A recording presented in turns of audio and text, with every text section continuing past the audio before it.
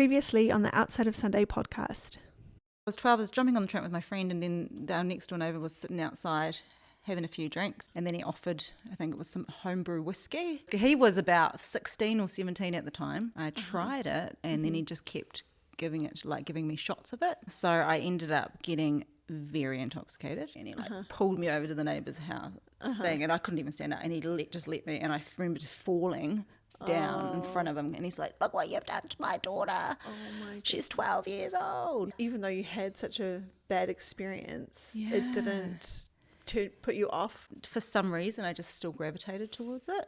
I think it got truly addicted to alcohol, truly addicted, physically addicted to it, probably about a year before I went to rehab. But I'd get to 3 o'clock and I would start to, I was physically withdrawing from alcohol, and that's when I knew this is really bad. I would just get on my knees and I'd cry and I'd beg God, can you get me out? Because I was so unhappy. Hey, you're listening to the Outside of Sunday podcast. Is your faith stuck on Sunday? Christianity was never meant to be constrained to a weekly church service. I'm Krista, and I'm here to help and encourage you to live your faith outside of Sunday. Bad, my body was that addicted to alcohol. So my parents had to go through that with me. My mum was really nervous because she's like, I don't know what this is going to look like, you know, and it was fine. It was fine. I was just really tired. And I think for about 6 days I had to do that, and then I went off. But you still have the psychological side of it. For months and months I had that, and it was really, the anxiety was just through the roof. It was amazing. I didn't even know that because they have a special detox nurse and doctor in Rotorua specifically dedicated to detoxing people of alcohol. It's that rampant. It's alcoholism. No idea. Yeah. But it was really interesting because the guy who the detox nurse, his name was Gavin, he was a really nice guy.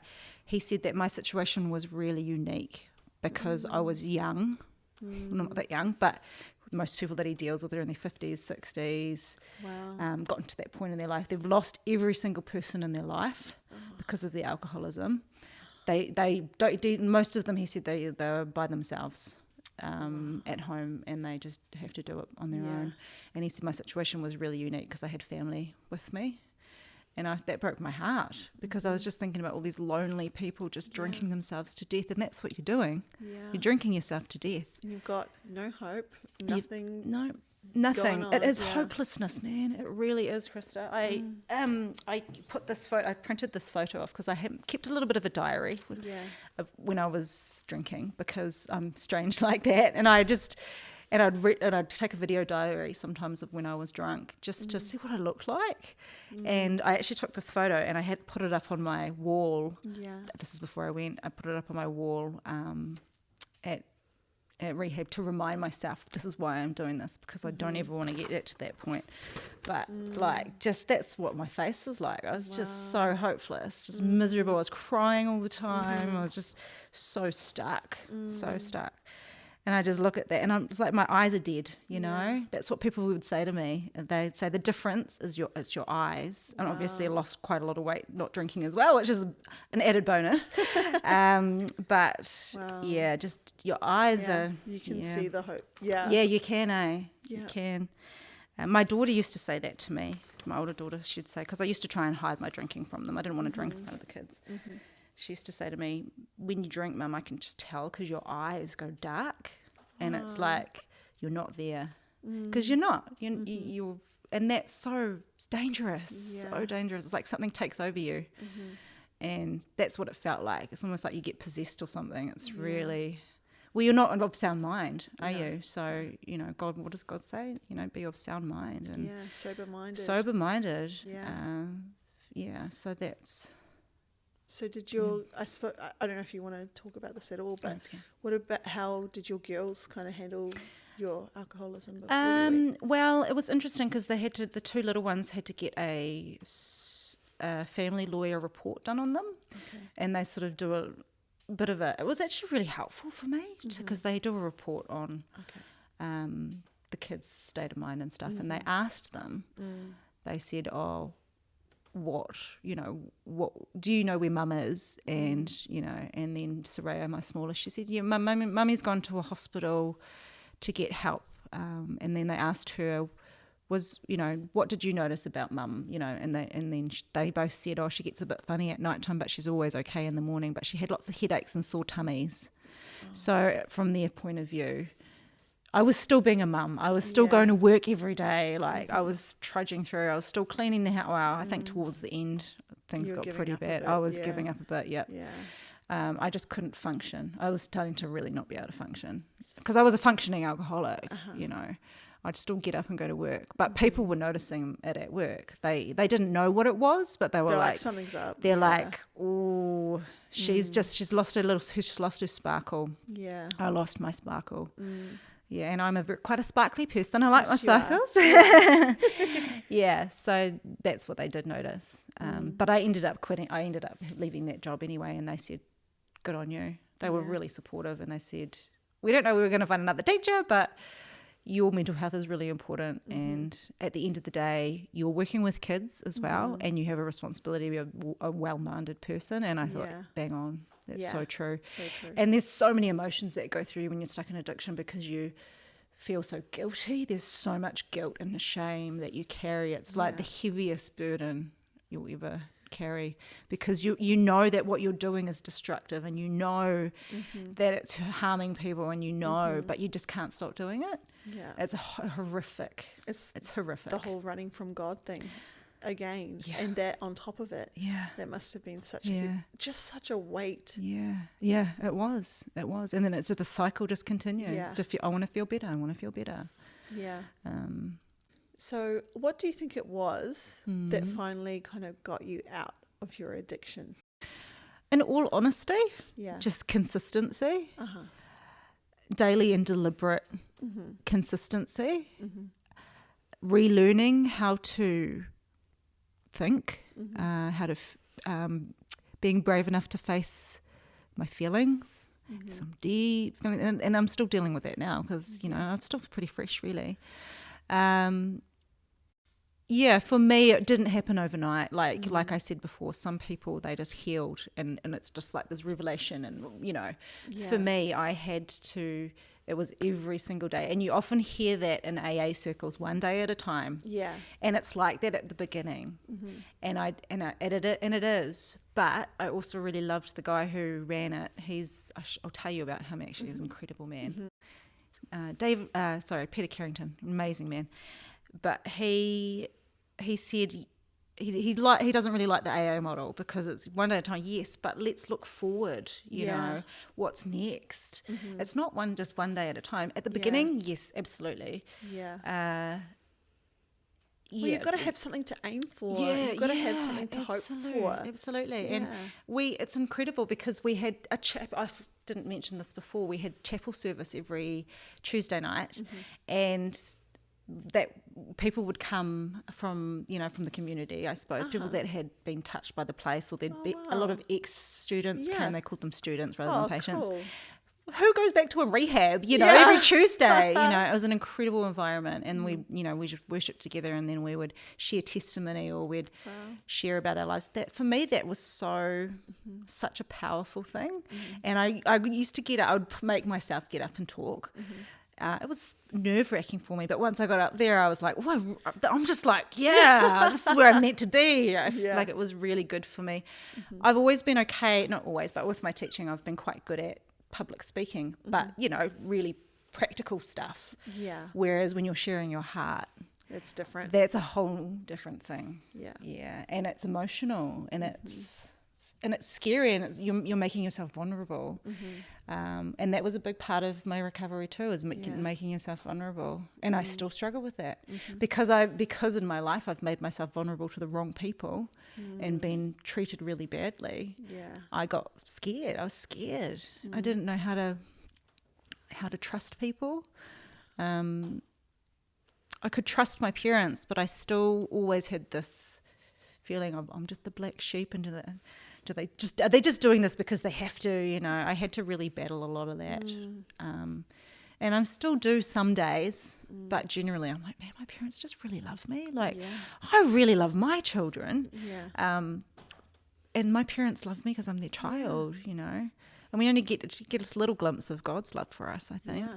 But he's a persistent God, and he hears us. And that's one thing that I really want to tell people is he does hear you. You might not think he does. And for a long time I thought, you're not hearing me. But he doesn't control us either. We're still in charge of our own choices. Yeah. So, you know, I had to make that choice to go. And in regards to my oldest daughter with the drinking, she really struggled. She bore the brunt of that. She knew. Yeah. She absolutely knew. She is she's probably the closest person in the world to me. We've been through a hell and back together. My ex was really mean to her. He was a bully, and she was traumatized, and it was. She's healing. She's starting on her healing journey. Well, she's going through a lot as well. But she's incredible, man. That girl is incredible. For a long time, she was really angry at me. Even after I went to rehab, she was just really angry at me. And it's not that I had done anything particularly nasty to her. It's just that I wasn't available for her because I was drinking all the time. And you know, I had a couple of boyfriends as well after the girl's dad, and she just felt like I was putting other people before her. And to be fair, I probably was. I was trying really hard to be there for her. I just didn't know how to do it because I was so lost. Yeah. But we have come leaps and bounds, and God's been so amazing. For my graduation ceremony, I stood up in front of everybody and I just apologized to her. And I just said, I'm so sorry, and thank you so much for being here and being willing to open your heart back up to me. Yeah. Because that's been really hard for her. And she got up and she said, Mum, I do forgive you. She stood up in front of everybody. Wow. It was really incredible. Amazing. A lot of tears that day. Yeah. She loves God too, and she's got such a heart for people, but she's stuck sounds in a lot like you. She's so much like me. Yeah, she's so much like me. It's so cool. Yeah, I'm so glad. So special. She looks like me too. She doesn't look anything like her father. Yeah. Yeah, and she's also had a really absent biological father too. So she's got a really big wound. That girl. Big wounds, but she is incredible. Like the other day, she's like, Mum, I'm gonna go and give my ex when he dropped the kids off, because she was really angry at him and really hurt by him. I'm gonna go and give him a hug. And I thought that's amazing. Wow. And so she's finding that forgiveness as well is so powerful, because it's not letting that person off the hook for what they've done. It's letting you off the hook. Yeah. Giving you peace of mind. It's taking that poison away, you know, and there's so much power in that. Something that I want to know is, have you come off the fence in terms of God? 110%. Tell me what happened. I just can't live any other way. I can't live any other way. I did try it, like, as I was still sort of seeing this guy throughout the whole time. We had remained really good friends, and he was so kind to me, and after everything I'd been through, he was just really kind to me, and I wasn't used to that, and so I felt like I kind of needed to have him in my life, but it was making me really unhappy because he's not a Christian, and he wanted more. He wanted to be in a relationship, and he's asking me all these questions about the future, and I'm just like, it just doesn't feel right. And about a week ago now, actually, I just said to him, look, we can't be friends anymore, because we both agreed, to be fair, and you know, and there's a lot of history there, and you know, he's seen me in some horrible things, and he's an incredible person. But I couldn't marry him, because I know that God doesn't want that for me. And I was playing it safe, and I was still had one foot in, one foot out. And that in itself was a really massive thing. And yes, it was painful, and yes, it's probably going to continue to be a bit painful. I'm going to have to heal from that. But I know it's the right thing to do. So I have this, you know, they talk about that peace, you know, beyond all understanding, and it's the right thing to do. And it sucks for him too, because he got hurt as well. But he's a big boy as well, you know, like he makes his choices, and he knows my issues, and he was my best friend for a long time, but you just have to make those hard decisions sometimes, and I think God honors that. You know, I do believe that you know, and maybe one day I will meet someone, and I'm not thinking about it at the moment, but he's definitely going to have to be on the same page as me spiritually. It's so important, and I think I do have a lot of passion and a lot of gusto and a lot of love for God, and I'm finding it really difficult at the moment because I feel like I'm sort of just sitting there waiting for him to tell me what to do next, and it's really hard because I'm like, God, I just want to do it now. I just want to go to Africa, you know. I might go there one day. I'd love to go there.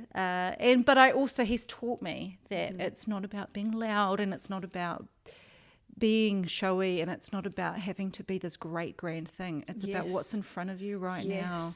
So my children are in front of me, being there with them, being a good daughter, you know, being a good friend. Those things are really, really important, I think. So he's teaching me that. Like I'm learning so much because I'm like a little child. Really, I am a very sober little child. But I will be honest as well. I have had a couple of relapses as well, where I have drunk, and everybody knows. It's been around my family as well, and it's really scary for them because they're like, we didn't sacrifice all this time and all, you know, for you to go back to it.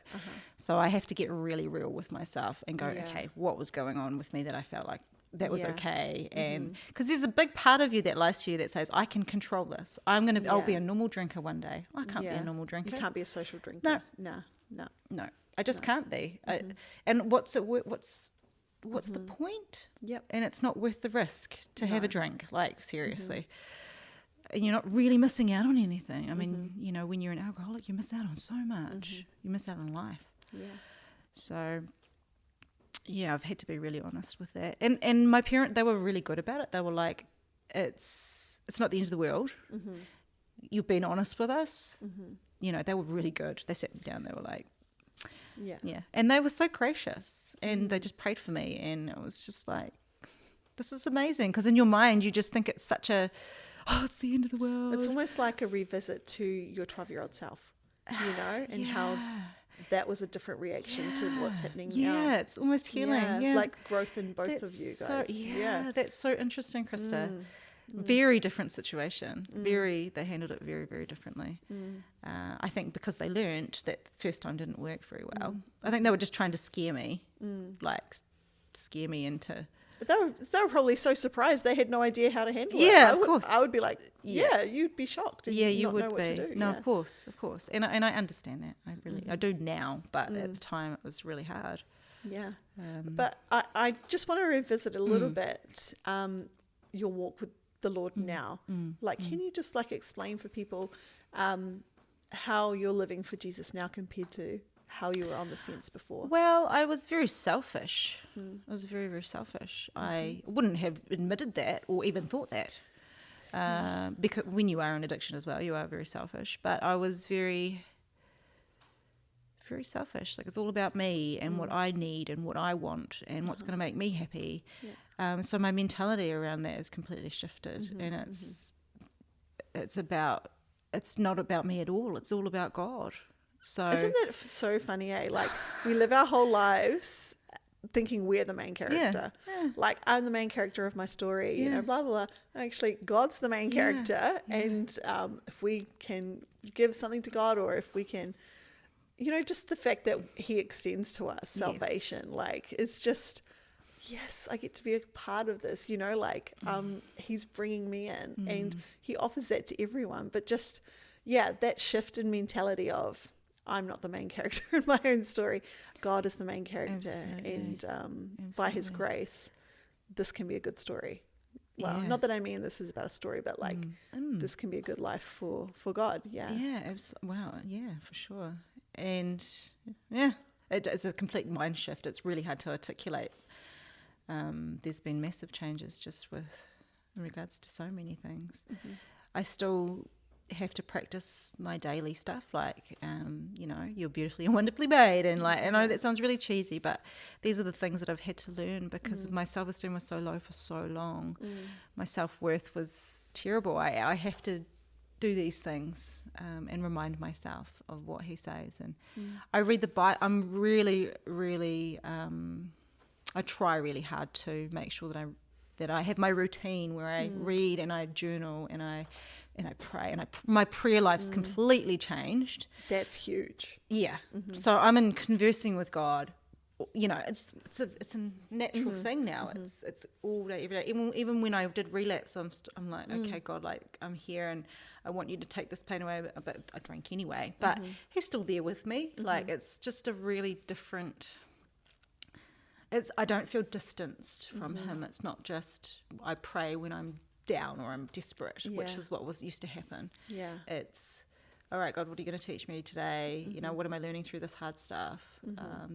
It's just a completely different way of being.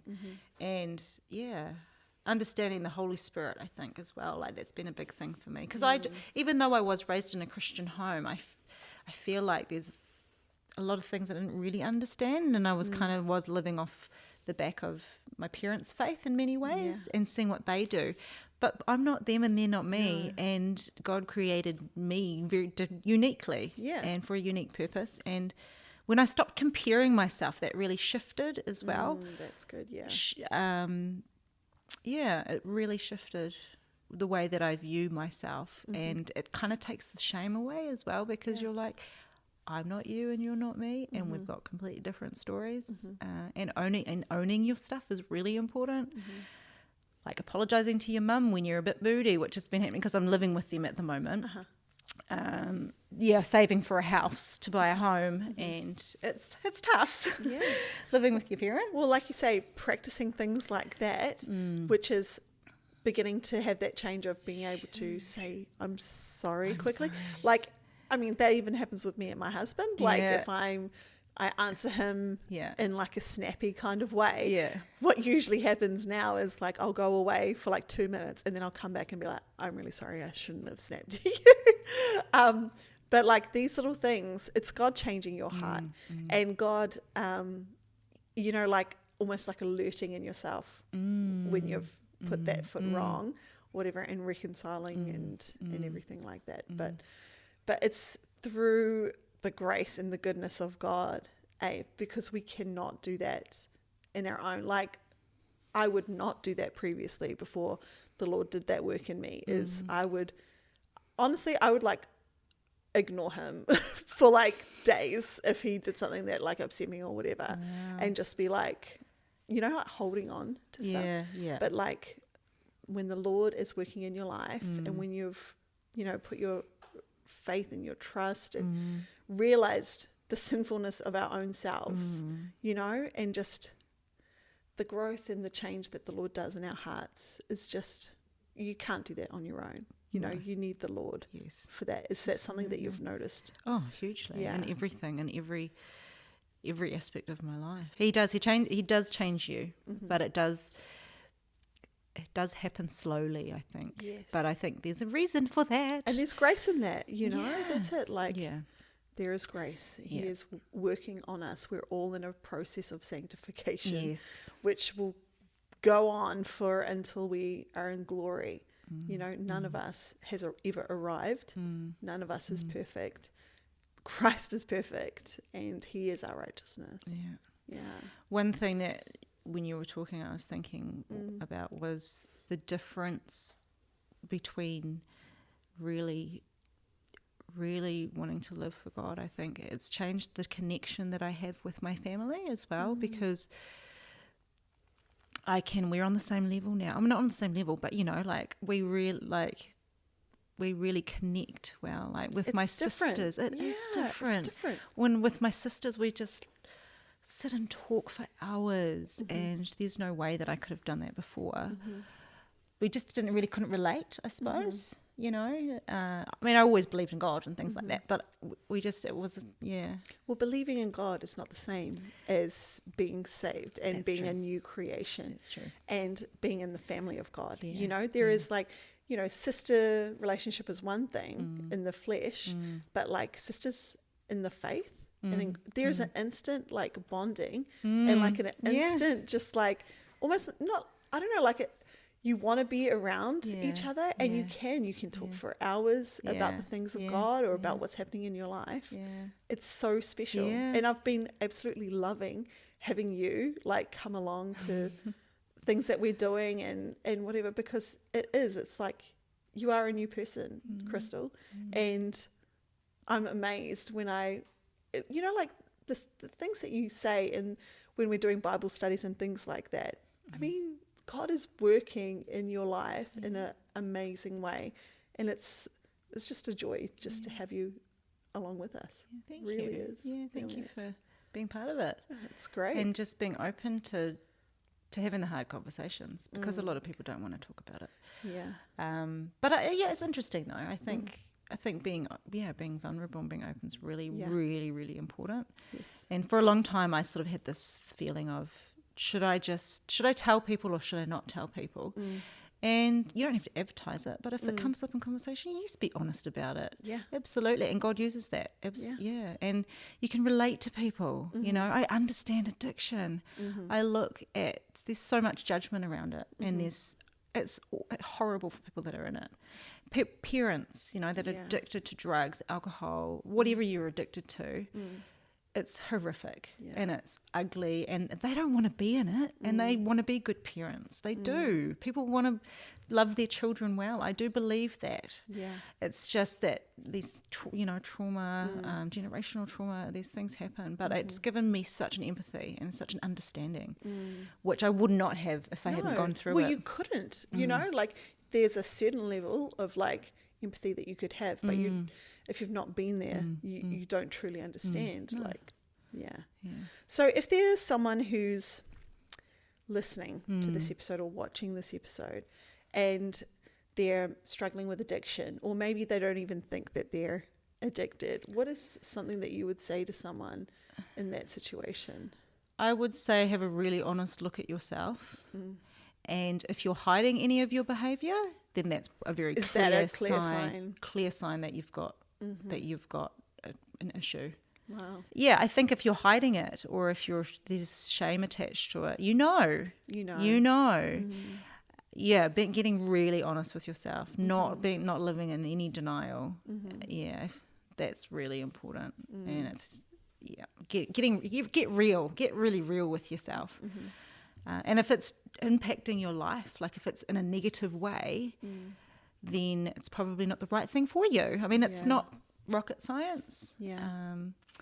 And the reality is that it can. I always used to think I had a handle on alcohol for many years. I thought I can take it, I can leave it, but it caught up with me. It really did. And I never in a million years thought that because I'll never get addicted to alcohol. Alcoholics, like they can't go a day without drinking. How on earth do you get like that? It happened to me. Wow. Because I'm a human being. Alcohol's addictive. It changes the chemistry in your brain. It's the substance is addictive. And literally. It is. And just because it's social doesn't mean it's any less harmful. It's probably one of the most harmful things in this world, actually. It causes a lot of grief for a lot of people. And like biblically as well, like I think, because we do probably have quite a lot of Christians who are listening.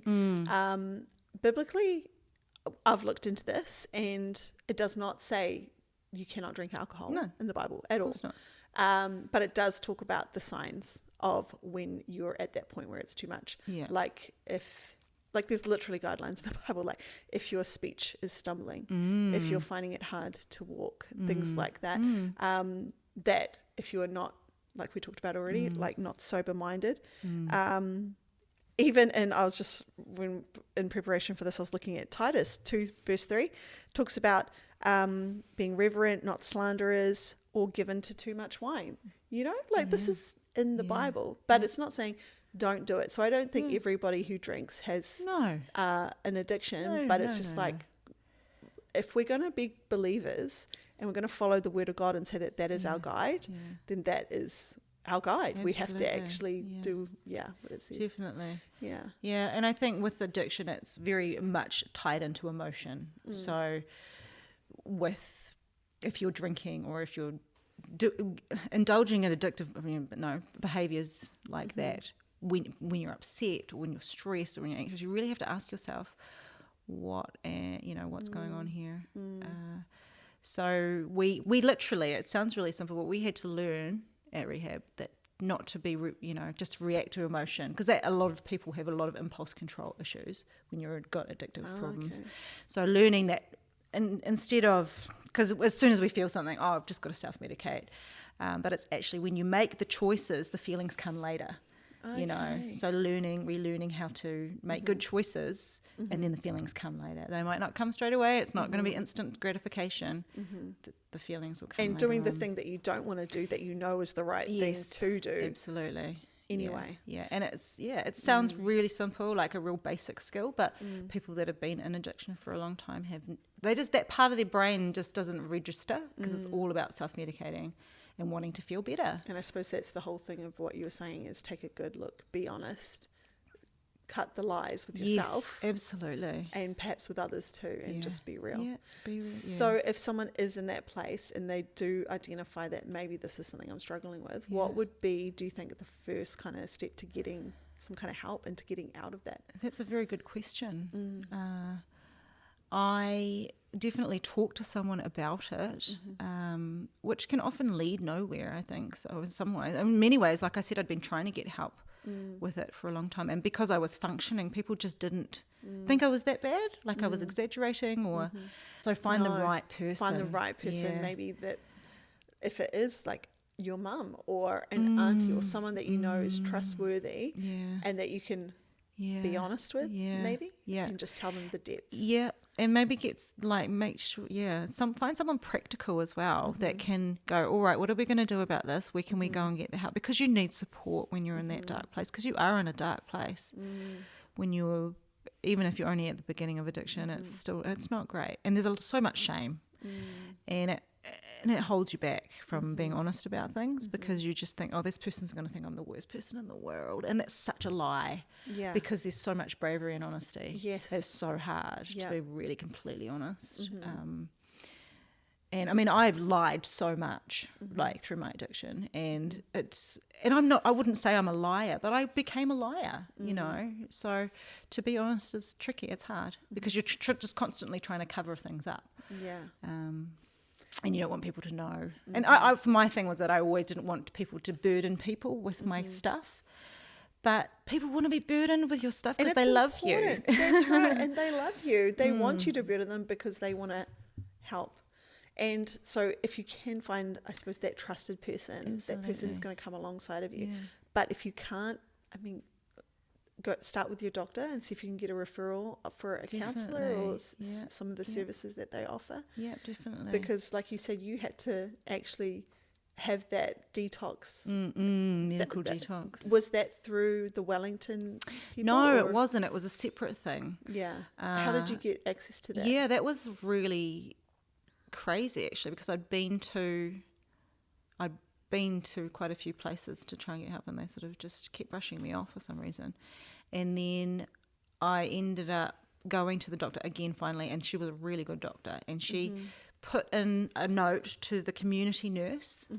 And so this community nurse does everything. She does all sorts of different things in the community. She just helps people. And she turned up at my house because I think she tried to ring me. And when you're in active addiction, you don't pick up your phone. You just, living... I mean, very rarely you do. I didn't anyway. I was I was becoming very unfunctional. But she turned up at my house, and she didn't know what it was about. She didn't know. It was just a note that to catch up with me. And she was tenacious, and she was like, all right, well, because I was on the way out, and she goes, all right, I'm going to turn up again in the next 2 days, and we're going to have a chat. And I said, okay. So for me, that was really amazing, because I do love people and I love connection, and I'd much rather sit and talk face to face with someone. And we just sat down, and she goes, so I have absolutely no idea what you need me for, but blah blah blah blah blah. And she said, what's the story? And I said, can you guess? I was curious. I said, can you guess? Because I did, because I was interested to know whether people could tell whether I was an alcoholic or not. I don't know. A lot of people didn't know. which surprised me. Well, it's hard to know because people only show you what they want you to see. That's true. Yeah. That's true. Did she pick up on it? No, she had absolutely no idea. No idea. Her jaw dropped and she said, really? Wow. Because she deals with some really interesting people, as you can imagine, like really low socioeconomic people that are, their lives are complete messes. And I mean, mine was going that way. But my house was tidy and I had makeup on and I presented well. So, of course, not an alcoholic. But she was incredible. She goes, okay, what are we going to do about this? She wrote down a thing and then she organised it for me. She found the detox nurse. She's like, I didn't even know there was a detox nurse in Rotorua. And she got that ball rolling for me. And it was so cool because I was able to, when I came out of rehab, I actually came out for a holiday and I was so grateful. I bought her some chocolates and a card and I just said, this is nothing compared to what you've done for me, but thank you for being really good at your job and thank you for caring. And she was just blown away and she's like, you look so good. And I said, I just think it's really important that I tell you how grateful I am for what you did. You didn't have to do that. You didn't have to turn up at my house. You could have just gone, oh, she's not going to pick up her phone. So she obviously doesn't want help.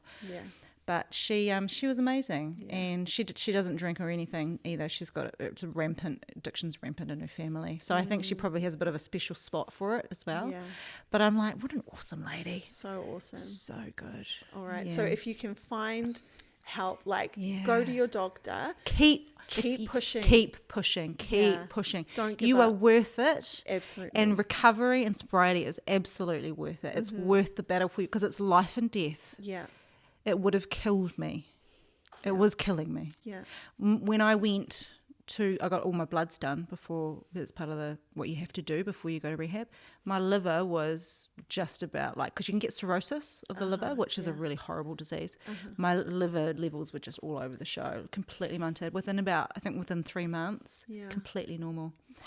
Incredible way. Amazing. Yeah, so it healed because the liver actually regenerates itself. Yes, it does. And I was so grateful that I wasn't too far gone in that, and physically as well. But it would have killed me. It would have been the death of me. Yeah, and it's a very miserable way to live. Very miserable way to live. I'm so thankful that you got the help, that you had such a wonderful family around you, that you didn't give up, and that you actually said yes to it. Honestly, that is huge. Yeah. All right, so we're kind of going to be wrapping up here now. Yeah. And the last question that I ask everybody on the podcast is, how are you currently living your faith outside of Sunday? And everything that I do as a mother, that's a really big thing. Loving on kids, and even simple things with interactions with people. I'm just this cheesy Christian now, and I go around and I say, bless you, have a blessed day. I mean, just, and a smile and kindness, and we are called to be the light, and that's how I live my life, even if it's just really simple stuff. Asking the chick behind the counter at the dairy, how are you? How was your day? And I think people just know that there's something different about you. There's so many things. Like I said, just apologizing quickly and asking God to help me with those areas. And I've still got a lot of areas, that I need to work on. I think just I always think, I know it's so cheesy, but I always think about that. What would Jesus do? And I really think that's how he wants us to live our lives, the way he lived his life, to care for people. And that's how I want to live the rest of my life, to care for people. And I've always been a very caring person, but I kind of didn't have a lot of discernment around it. And so I would care for the wrong people, or try and help people that really weren't in a place where they wanted help, or and it didn't serve me very well because it made me drown. So I was drowned. You can't save people when you're drowning yourself. So knowing God, you have this protection. I think when you really have a good relationship with God, he protects you. And I didn't have that before. And I'm just so grateful. I literally have a second chance at this life. Yeah. That is so cool. Yeah. That is incredible. Yeah, a second chance. Yeah, and Yeah, I think, and living in a lot of gratitude. Rather than complaining or picking things out, which is what I used to do all my life. I could be doing this. Man, my life is 1,000 times better. And yes, I still have my hard days. Yeah. Don't get me wrong, but we all do. Yeah. And it's humanity. Did that answer that question? I think that's great. Look, thank you so much, Krystal, for sharing that. I mean, I don't think it's easy to be so honest, but I think it is needed, especially in the Christian faith, to actually be real about our struggles and to see people, you know, like I feel like we can just see an issue rather than a person. And it's so great to just be able to hear what you've been through and where you are now. Just so thankful to God for the personal change that I've seen in you. Like you were saying, we're called to be the light, and I feel like I see that light in you, and it's beautiful. I mean, it's wonderful. So thank you, Krystal, and thank you everyone for listening to this episode of the Outside of Sunday podcast. We'll catch you next time. Congrats, you made it to the end of this episode of the Outside of Sunday podcast. Thanks for the support. Become an official outsider by liking and subscribing and leaving a 5-star review. You can connect with me on Instagram or Facebook. Just search Outside of Sunday podcast, and don't forget to let someone you know about this podcast.